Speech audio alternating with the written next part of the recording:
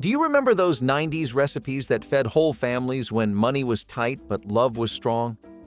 They turned simple ingredients into real comfort on hard days. How did struggle ever taste that good? Fried Spam sandwiches were the taste of survival dressed up like comfort. You sliced the Spam thin, laid it on a hot skillet, and listened as it hissed and popped in grease left from breakfast. That smell filled a whole kitchen before you even sat down to eat. When cold cuts were out of reach and deli meat cost more than you had, Spam was a savior in a can. Some folks would add mustard or a slice of tomato if they were lucky, but most of the time, it was just fried meat on white bread, plain and perfect. It was salt, heat, and pride, all tucked between two slices. You could pack it for lunch or eat it straight off the stove while it was still too hot.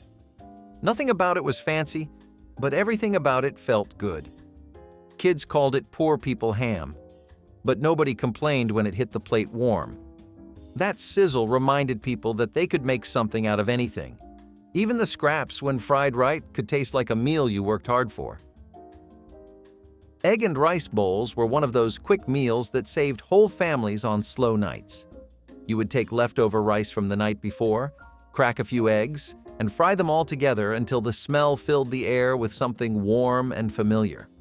Some used soy sauce. Others poured hot sauce right on top for a cheap kick. It was all about stretching what you had into something you wanted to eat again. It was filling, soft, and just enough to stop the hunger for the night. Mothers knew exactly how much oil to use and how long to stir before the rice crisped on the edges. It was breakfast, lunch, and dinner when you needed it to be. Everyone had their own twist. Some added onions or butter if they had it. Some kept it plain because that was enough. The best part was how fast it came together, like a small miracle after a long day.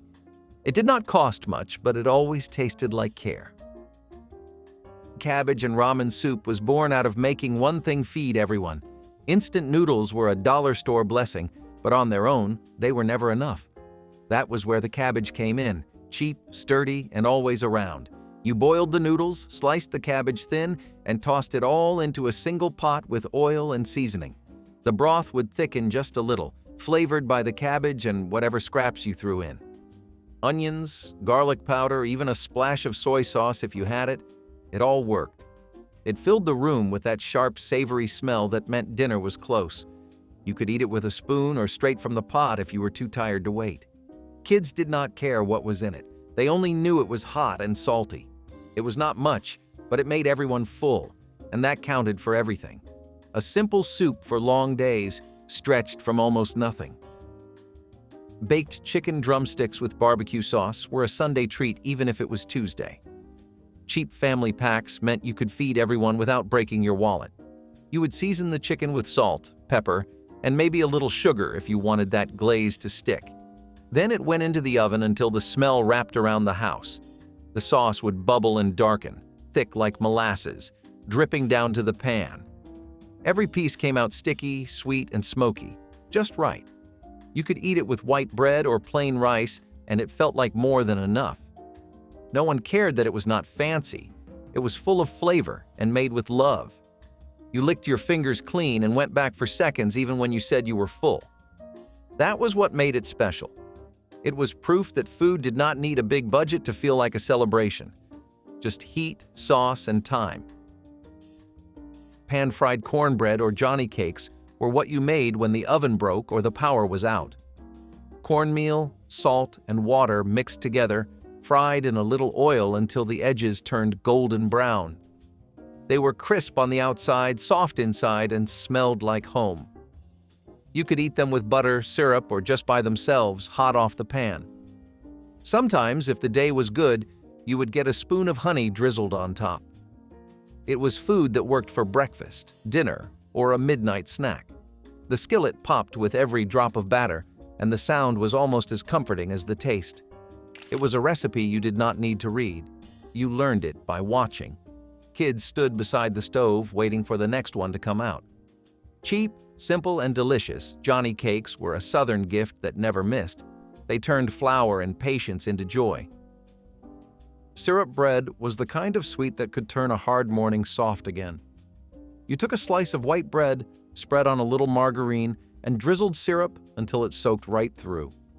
It did not matter if it was pancake syrup, corn syrup, or molasses, whatever you had worked just fine. The bread went warm and sticky, folding easy in your hand, melting with that first bite. It was fast, cheap, and good, which was all most folks needed. Kids loved it because it felt like dessert before school, and parents loved it because it took 5 minutes to make. Some toasted the bread for crunch, others ate it soft and soggy, right off the counter. It was breakfast that smiled back, a sugar hug when the fridge was mostly empty. Poor folks' French toast, that is what people called it.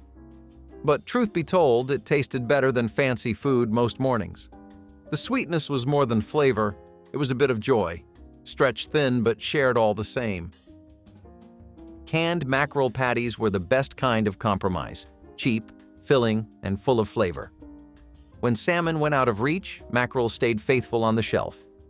You drained it, mixed it with cornmeal, onion, and 1 beaten egg, then shaped it into little patties that sizzled the second they hit the pan. The smell rolled through the kitchen, warm, oily, and salty in the best way. They came out golden, crisp on the edges, and tender inside. Hot sauce or ketchup was the crown on top. You could eat them between slices of white bread or stacked on a plate beside rice. They were poor man's seafood, rich with pride. The grease popped and crackled while families waited nearby, plates in hand, hungry but happy. One can stretch farther than you would think, and no one ever left unsatisfied. Canned mackerel patties weren't just dinner, they were survival done right. Rice and pinto bean casserole was the kind of dinner that turned thrift into tradition. You began with the most dependable foods you had, dry rice, canned beans, and a little oil to bring it together. Onions and garlic gave it soul, sizzling in the pot before everything met in a slow simmer. The smell filled the house, smoky and warm, whispering that dinner was almost ready. It cooked thick and steady, each grain swelling with flavor until it turned rich and creamy. Families gathered close, bowls waiting, knowing there would be enough for everyone. Sometimes a splash of hot sauce or a sprinkle of cornbread crumbs made it feel new, but it never needed more than what you already had. It was filling, kind food, the sort that did not brag but stayed with you. It stretched a few ingredients into something that felt abundant. You could serve it hot one night and warm it again the next morning, still perfect. The pot scraped clean every time, no matter the week or weather. It was humble food that carried its own quiet pride. In homes where money was thin but care was plenty, rice and pinto bean casserole was both a meal and a memory. Hot dog spaghetti might sound funny today, but it was the magic trick of the 1990s kitchen. You sliced hot dogs into rings, browned them just enough to shine, and poured in canned tomato sauce.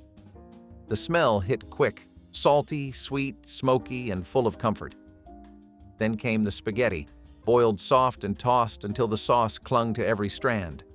The noodles soaked up flavor from the browned edges of meat, making every bite taste bigger than it looked. It was the kind of dinner that worked even when payday was still days away. Kids twirled noodles on forks, pretending they were at a restaurant, laughing when the hot dog spun loose. Parents smiled because it filled everyone up for barely a few dollars. No recipe, no fuss, just survival made satisfying. It was proof that creativity stretched further than cash. Every family made it a little differently, adding what they had and skipping what they didn't. But it always came out right, steaming, familiar, and loved. Hot dog spaghetti was cheap, cheerful, and unforgettable, a perfect bowl of working-class joy. Cheese toast was the kind of comfort food that never asked for much. One slice of white bread, one square of processed cheese, and a broiler was all it took. The cheese bubbled and browned while the bread turned golden around the edges, sending out that buttery, salty scent that drew everyone near. It was crispy on the outside, soft underneath, and melted in the middle. You could dress it up with a sprinkle of pepper or garlic powder, but it was just as good plain. Kids ate it after school, parents made it between shifts, and sometimes it served as dinner when nothing else was left. The oven light glowing and that smell rising felt like hope, in small form. Every bite was stretchy, warm, and full of quiet satisfaction. It was fast food before fast food cost money, and it never disappointed. Cheese toast was proof that you did not need much to make something worth remembering. It was a slice of love made with what was left. Simple, cheap, and somehow still perfect every single time. Smothered potatoes and peppers were a skillet full of comfort that could stretch into any meal. You started with thin sliced potatoes fried soft in margarine, then added onions and bell peppers that hissed and sweetened in the pan. The colors, golden, red, green, made the meal look richer than it cost. The air filled with that smell of home-cooked hope. Each potato soaked up the butter and pepper heat, turning tender and bold. Some families added garlic powder, some hot sauce, and a few even threw in sausage if the week was kind. It was simple food, made slow, cooked until everything felt soft enough to melt. The skillet did all the work. You just had to stir and wait. It filled the belly, lifted moods, and reminded you that good food did not need good money. Families gathered around, plates full, laughter louder than the hunger that came before it. Every bite tasted like effort turned to pride. Ritz cracker tuna cakes were how families turned a can of fish into a feast. You would open that tuna, drain it good, and mix it with crushed crackers and one egg to hold it together.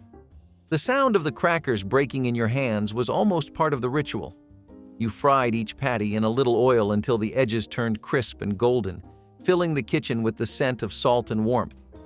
They were small, but mighty, and fed more people than they should have. Some folks ate them on white bread with ketchup, others on their own with hot sauce and pride. It was a working-class favorite, born from necessity but remembered with love. You could make a whole meal out of one can if you stretched it right, and that was the magic of it. They were crunchy outside, soft inside, and made you feel like you had done something clever. You could feed your whole family and still have one left for lunch tomorrow. It was thrift and flavor meeting in the same pan. Flour gravy over biscuits was the meal that greeted you on mornings when money was low but spirits were high. You made it from flour, oil, and milk, whisked together until it thickened like something grand.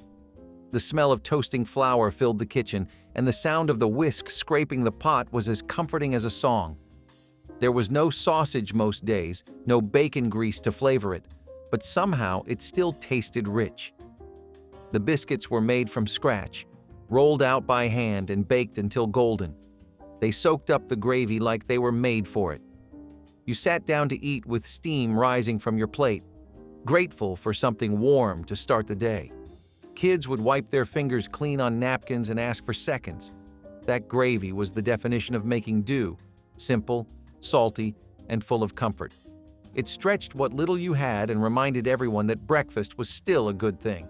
Even now, nothing beats that kind of morning. Cornbread dressing with giblets was a Sunday dinner special, the kind of meal you could smell from the front porch. You would crumble up leftover cornbread into a bowl, pour in broth, and stir in whatever bits of meat you had. The giblets, those little pieces most folks forgot about, became the heart of it all. You seasoned it heavy, baked it slow, and waited until the edges turned crisp. When it came out of the oven, it was golden and fragrant, a dish that felt bigger than the sum of its parts. Some called it stuffing, others just called it comfort, but everyone knew it was good. It tasted like hard work and home. You did not need much money to make it, just the will to make something special out of scraps. Families saved it for holidays, but made it whenever the craving came back. It was a dish you could pass down, one recipe at a time. That kind of tradition made a meal worth more than it cost. Fried rice with leftover meats was how resourcefulness turned into flavor. Whatever you had, Spam, hot dogs, or yesterday's chicken went right into that skillet. You would start with cold rice, oil, and a little onion sizzling just enough to wake up the whole kitchen. Then came the meat, chopped fine so it cooked quick and even. Soy sauce or hot sauce followed, adding just the right edge of salt and heat. The smell was unbeatable, savory and rich, like something out of a restaurant you could never afford. It was the definition of turning nothing into something. Kids would gather around the stove waiting for that first spoonful, and nobody cared that it was made from leftovers. It tasted good, filled you up, and kept your wallet closed. That was the kind of genius cooking that got people through hard times. You could stretch it across a couple of meals and still want more. Every bite carried a little story of what came before it. Oatmeal with butter and cinnamon sugar was the kind of breakfast that kept you standing all morning long. You boiled water, poured in oats, and stirred until it thickened just right. Then came the butter, melting slow, spreading warmth through the bowl. A sprinkle of cinnamon and sugar turned it into something sweet and special.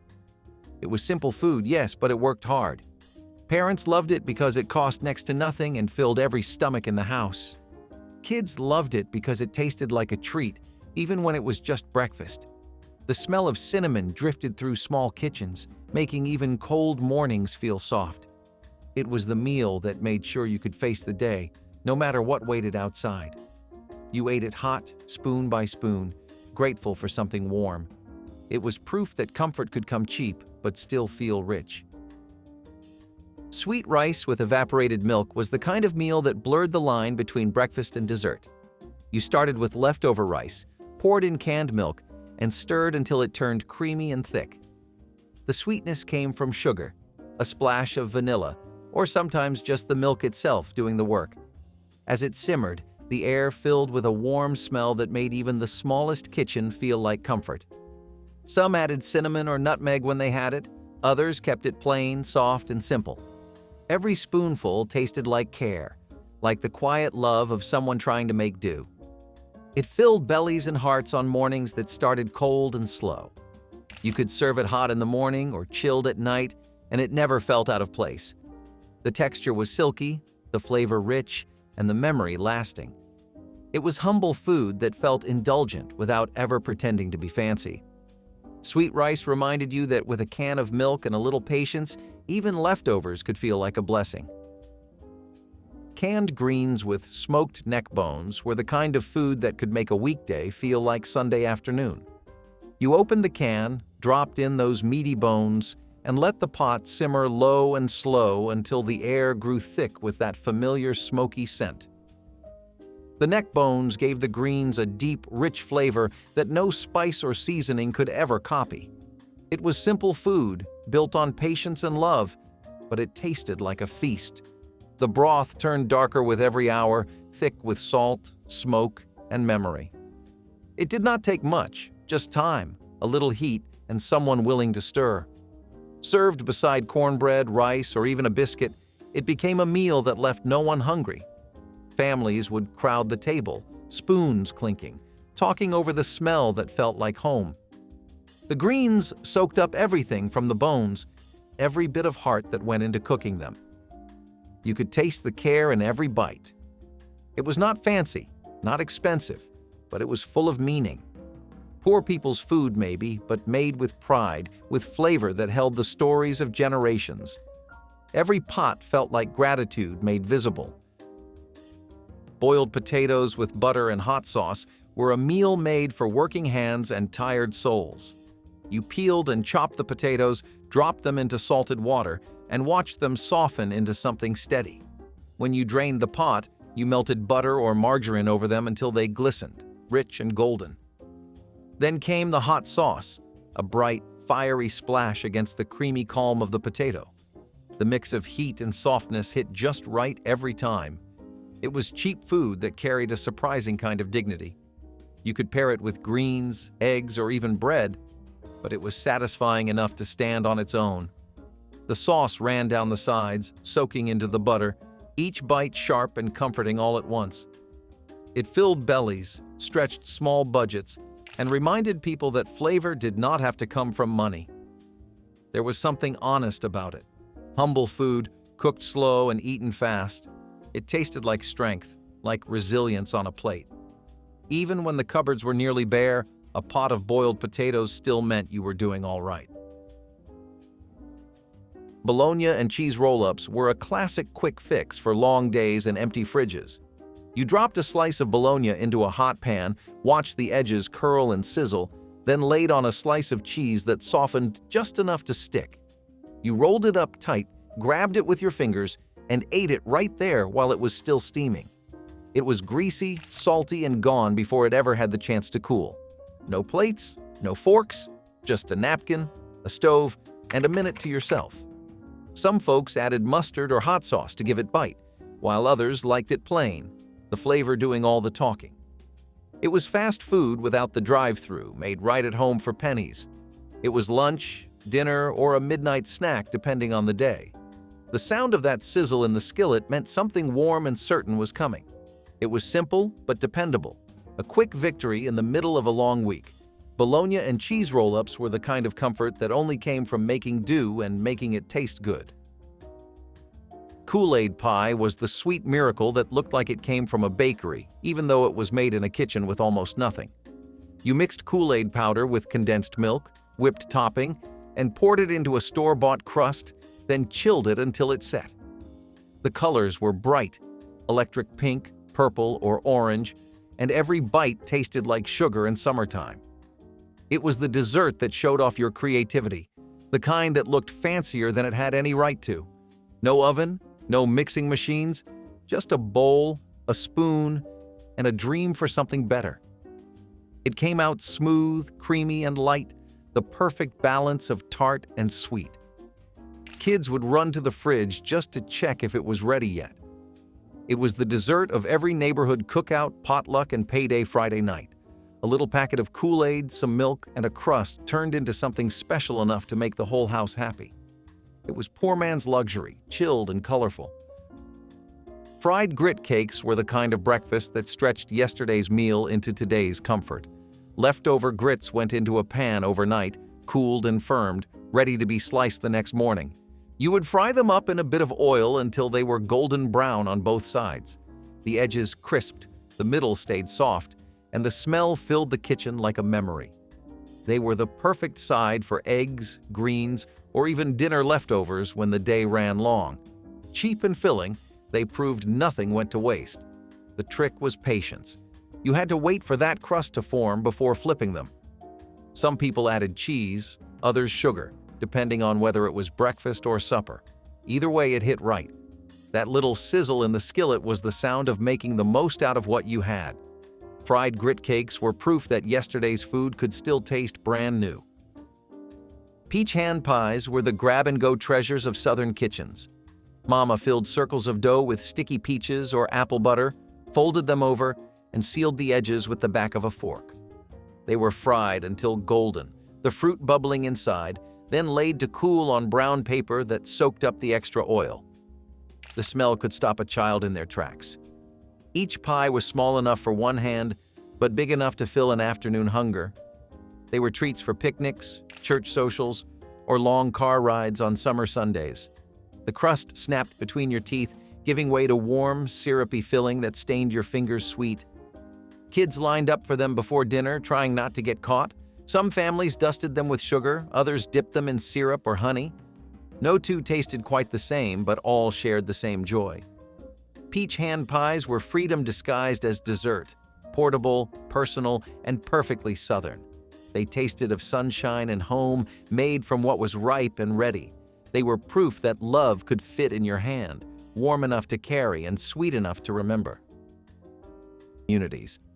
Oxtails, once inexpensive and overlooked, were browned in heavy pots and then simmered for hours with onions, garlic, and spices until the meat turned buttery soft. The braising liquid thickened into a silky gravy that clung to each grain of rice, creating a dish that was equal parts comfort and celebration. Families saved this meal for weekends when everyone could gather because patience was essential and conversation flowed while the pot worked its magic. Children sneaked tastes from wooden spoons, drawn by the savory aroma that filled the house from morning until evening. The humble tale, once discarded by butchers, became a centerpiece of pride and ingenuity. Today, rising prices and faster cooking habits mean fewer people take the time to coax such tenderness from a simple cut of beef, but those who remember the meal speak of it as a perfect union of thrift, skill, and the slow rhythm of family life. Vinegar pie was the surprise dessert that always made people raise an eyebrow until they tasted it. It was born from empty cupboards when lemons were gone and life demanded invention. Mama whisked sugar, butter, eggs, and just a spoonful of vinegar into a smooth custard that baked to golden perfection. The vinegar gave it a tart brightness, balancing the sweetness without giving away its secret. The first bite was pure wonder, silky, tangy, and light as air. It became a favorite not for its ingredients, but for its heart. Vinegar pie reminded families that even hard times could taste good with enough care and courage. It was a lesson in resilience disguised as dessert, elegant in its simplicity and proud in its honesty.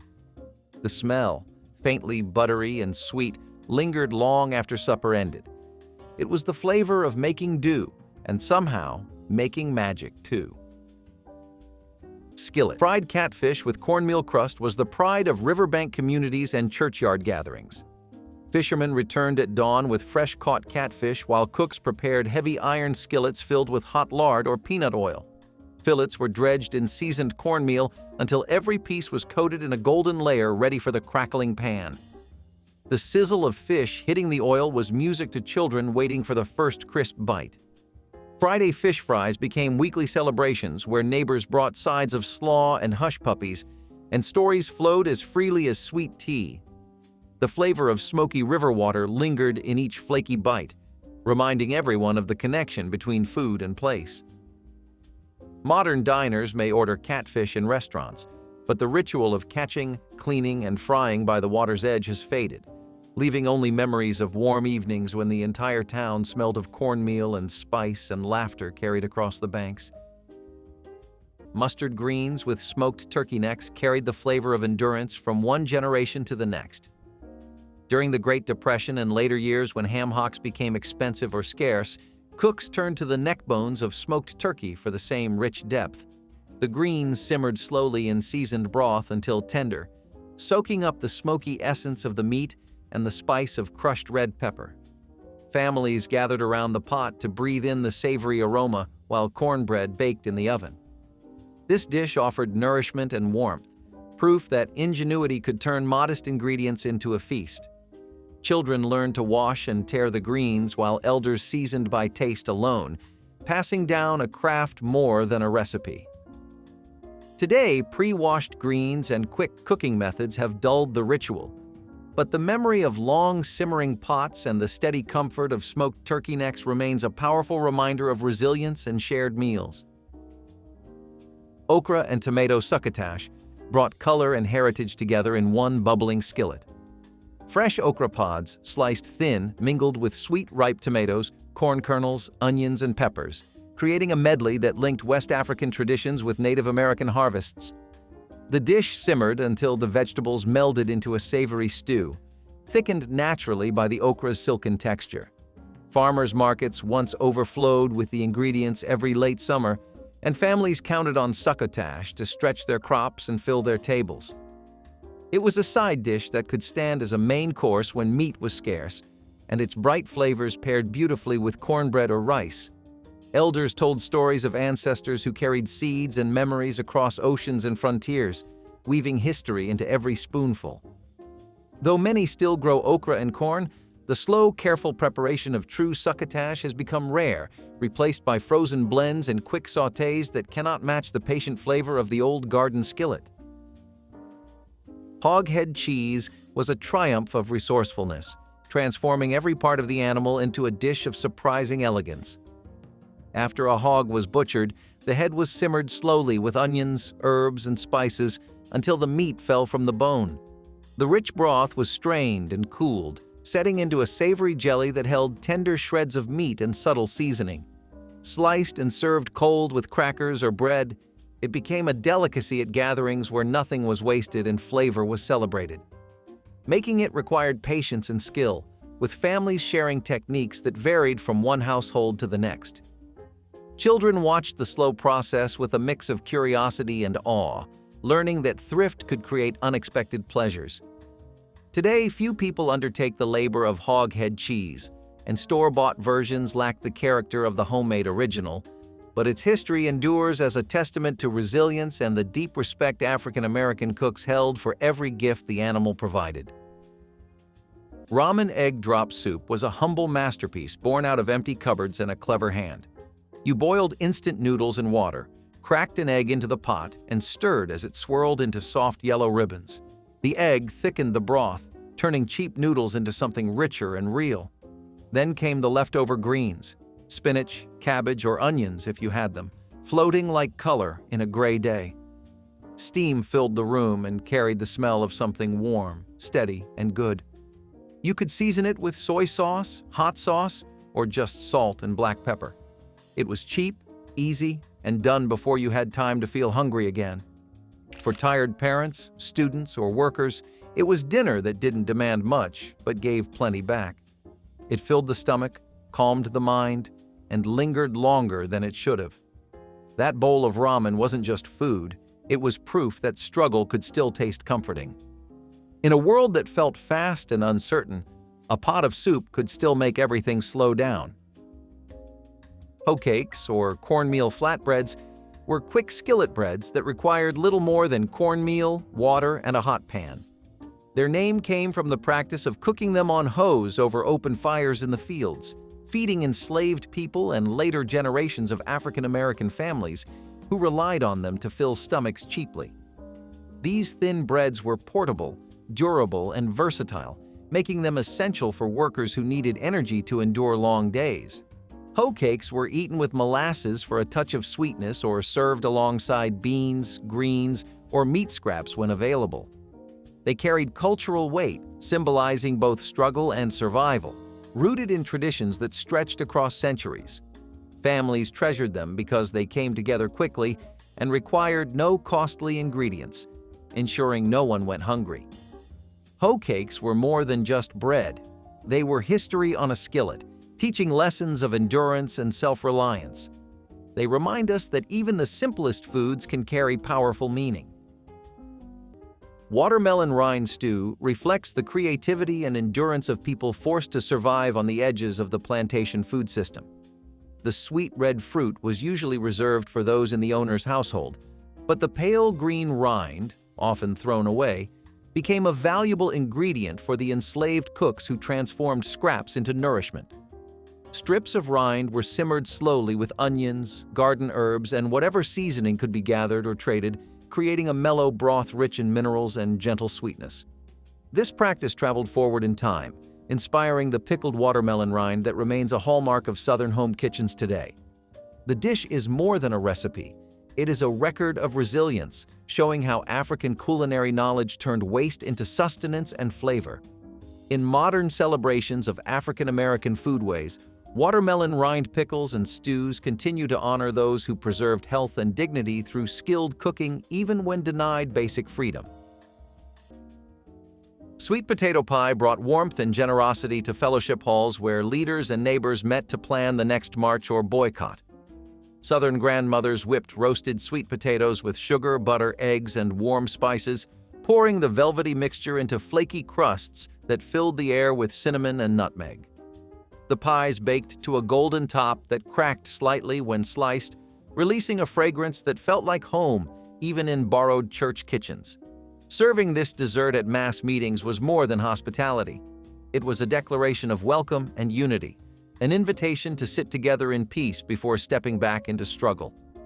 Sweet potato pie reminded everyone that joy and sweetness still belong to the community, even in the face of injustice. Activists left those gatherings fortified not only by plans for action, but also by the loving care baked into every slice. This pie remains an enduring emblem of Black Southern warmth, a taste of steadfast hope served on plates of flaky crust and shared resolve.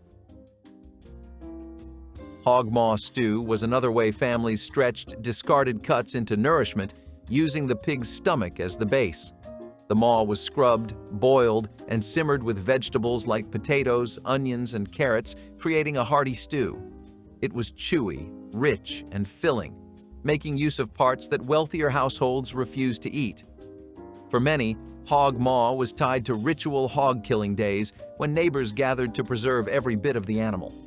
Housewives knew how to turn even the toughest scraps into something sustaining, feeding large families with a single pot.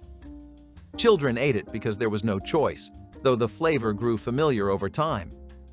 Hog maw stew carried a legacy of thrift, proving that survival required turning waste into resource. It filled bowls with warmth, even when poverty made options scarce. Though rarely made today, it reflects the ingenuity of those who lived under Jim Crow, where nothing was wasted and every scrap had to earn its place at the table. Molasses milk drink was a simple tonic born of necessity, offering sweetness when refined sugar was out of reach. Families mixed molasses into milk, creating a drink that was both nourishing and affordable. It carried iron and minerals, making it valuable in diets that often lacked variety. For children, it was a treat that felt special, even though it was made from the most modest ingredients. For adults, it was a way to stretch resources while still providing something comforting and energizing. Molasses was cheaper and more accessible than sugar, and milk was often thin or limited, but together they created something memorable. This drink became a symbol of survival, proving that dignity could be found in even the simplest recipes. It carried both sweetness and strength, lifting spirits in households where struggle was constant. Molasses milk drink was not just sustenance, but a reminder of how small comforts helped families endure during the harshest years of segregation. Maypop fruit mash turned the wild passion fruit of the American South into a rare dessert filled with tropical fragrance. Known as maypop for the sound of its hollow fruit when stepped on, this native vine produced aromatic yellow fruits that ripened in late summer. Enslaved foragers gathered the fruit, split the rinds, and scooped the bright pulp into a bowl with a drizzle of molasses or honey when such sweeteners were at hand. The result was a naturally tangy treat that needed no cooking and provided a burst of vitamins. The flavor, a cross between citrus and melon, delighted anyone lucky enough to taste it. Even after emancipation, rural families prized maypops for jellies and pies, and the plant remains a cherished wild edible across the Southeast. Maypop fruit mash preserves a memory of fleeting seasonal abundance and the creativity that transformed wild gifts into moments of celebration, proving that even in the harshest circumstances, people found ways to enjoy the bright, unique flavors offered freely by the natural world. Field pea salad celebrated the bright flavors of summer gardens and the Southern tradition of using what was fresh and abundant. Tender field peas were cooked until just soft and then tossed with chopped tomatoes, green onions, and a light dressing of vinegar and oil. Served chilled, the salad offered a refreshing contrast to heavier dishes at picnics and mass meetings. Volunteers appreciated how easily it could be made in large quantities and transported to outdoor gatherings. The earthy peas and crisp vegetables brought color and texture to buffet tables, while the tangy dressing added a lively kick. Field pea salad showcased the creativity of cooks who valued both flavor and frugality, turning a humble crop into a dish that delighted everyone who tasted it. During the Civil Rights era, it stood as a simple but meaningful reminder of the land's abundance and the communal effort that transformed garden harvests into meals of fellowship and quiet celebration of progress and shared purpose. Sun-dried apples were an essential survival food, made by slicing apples thin and laying them out to dry in the sun. Families filled baskets and sheets with fruit, turning fresh harvests into supplies that could last through the winter. The dried slices were chewy and sweet, eaten as snacks or rehydrated in pies and stews. Housewives valued them because they preserved abundance when storage was scarce. Children looked forward to them, sneaking dried pieces as soon as they cooled. Drying fruit meant that a good harvest could be stretched into lean months when little else was available. The process required patience and careful attention, but it gave families a sense of security. Sun-dried apples became part of pantry shelves across the South, often stored in jars or sacks for later use. Though largely forgotten in modern kitchens, they were once vital for survival, a way to capture the sweetness of summer and carry it into the hardest winters of the Jim Crow South. Cornmeal. Dumpling stew was a clever way of bulking up thin stews and soups, stretching meals further when resources were scarce. Families would drop spoonfuls of cornmeal dough into simmering broth, where they puffed up into tender dumplings that added substance and satisfaction. This dish turned a pot of vegetables, bones, or scraps into a meal hearty enough to feed an entire household. It reflected the practicality and ingenuity required for survival during segregation when every ingredient had to be stretched. Dumplings added not only bulk, but also comfort, making bowls feel fuller and hearts feel warmer. Children often loved the texture, while adults valued how affordable it was to prepare. Cornmeal dumpling stew tied directly to cultural traditions of frugality and care, proving that food could still bring joy even in hardship. It was survival cuisine that showed how a little could be made into much. Cornmeal dumpling stew carried resilience in every bowl. Wild persimmon leather served as a natural energy bar long before packaged snacks existed. Fully ripe wild persimmons, soft and honey-sweet, were mashed into a smooth pulp and spread thinly on clean boards or large leaves. Left in the sun to dry or placed near the gentle heat of a hearth, the mixture became a chewy sheet that kept for weeks. This portable treat provided a quick source of calories for long days in the fields and could be tucked into cloth packets for later use. The technique echoed African and indigenous methods of drying fruit to preserve it for travel and winter storage. After emancipation, many rural families continued to make persimmon leather as an autumn tradition, and some Appalachian homesteads still practice it today. Its deep caramel flavor and long shelf life show how ingenuity and patience created foods that were both practical and delicious.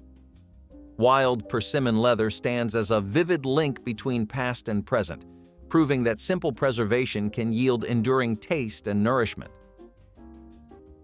Country fried steak with cream gravy provided hearty satisfaction at community cafeterias and gatherings where activists and neighbors met to share meals and stories. Thin cuts of beef were pounded for tenderness, dredged in seasoned flour, and pan-fried until crisp and golden. A quick gravy made from the flavorful pan drippings and fresh milk was poured generously over the steak, turning an inexpensive cut of meat into a feast. The comforting combination of crunchy coating and creamy sauce made this dish a dependable favorite for feeding hardworking families and traveling organizers alike. Its affordability and rich taste reflected the creativity of Southern cooks who transformed simple ingredients into something truly satisfying. Country fried steak with cream gravy remains a beloved memory of gatherings where conversation and courage flowed as freely as the warm gravy that blanketed every plate, proving that good food can both comfort and inspire in equal measure. Roasted acorns were a last resort food that demanded patience, persistence, and determination. Families gathered acorns from oak trees, leaching them in water to wash away their bitterness. Once roasted or ground into meal, they became a base for porridge, bread, or simple roasted snacks. The work was long, but the result was nourishment when no other options existed. Children often joined in the gathering, their small hands filling baskets that would help carry the family through another lean season. The flavor was earthy and nutty, reminding everyone of the forests that provided when store shelves could not. Housewives baked with acorn meal not out of choice, but out of survival, proving that even the hardest, most overlooked resource could be transformed into food. Roasted acorns are rarely spoken of now, but they represent a reality of the Jim Crow South, that people survived by using everything the land offered. They were sustenance born from endurance, and they kept families alive. Fried dandelion greens were another example of making use of what nature freely provided when store-bought vegetables were out of reach. Families gathered wild dandelion greens from yards and fields, washed them carefully, and fried them with fatback or lard for flavor. The bitterness softened with cooking, turning into something savory and sustaining. This dish cost nothing but effort, making it invaluable for survival during segregation when money was scarce. Children sometimes resisted the bitter taste, but seasoning made the greens palatable and filling. For adults, fried dandelion greens were a reminder of resourcefulness and connection to the land, proof that sustenance could be found even in weeds others overlooked. It represented the philosophy that nothing was useless if you knew how to prepare it. Fried dandelion greens carried resilience, thrift, and cultural pride, showing that survival was as much about knowledge as it was about ingredients. It was a dish of ingenuity and necessity. Bay leaf infusion offered warmth and gentle comfort, using one of the few aromatic plants that grew wild near plantation quarters. Fresh or dried bay leaves were gathered from native bay trees and steeped in hot water to create a soothing tea with a light floral scent and mild medicinal qualities. This infusion was believed to aid digestion and ease colds, and it provided a calming moment during hard days. The knowledge of bay's healing properties came from both African herbal traditions and local indigenous practices, merging into a shared understanding of the land's quiet gifts. Even after emancipation, African American communities continued to brew bay tea for health and hospitality, and its subtle fragrance remains a hallmark of Southern kitchens where bay leaves still flavor soups and stews. Bay leaf infusion stands as a gentle reminder that survival was not only about calories but also about care, showing how enslaved people drew strength and solace from the natural world around them. If any of these dishes ever filled your plate or your heart, share your favorite in the comments. And don't forget to like, subscribe, and keep the stories of real home cooking alive.